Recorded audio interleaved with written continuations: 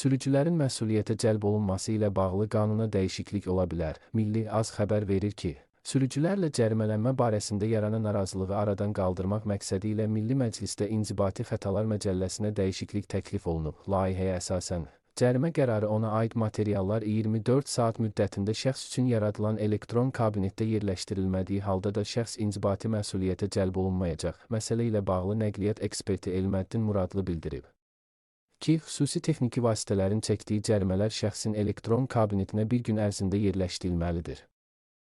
Əks halda ödəməyə görə məsuliyyət daşımır. Bu həmçinin müxtəlif yerlərdə əməkdaşlar tərəfindən tərtib olunan protokollara da aiddir. Təqdim olunan yenilik bundan ibarətdir. İstisna hal var ki, şəxs bir neçə gün sonra məsuliyyətə cəlb oluna bilər. Vətəndaşlar, qurumlar, eləcə də KİV-də yayılan məlumatlar əsasında şəxs həmin gün yox araşdırıldıqdan sonra barəsində məsuliyyətə cəlb olunma qərarı verilə bilər.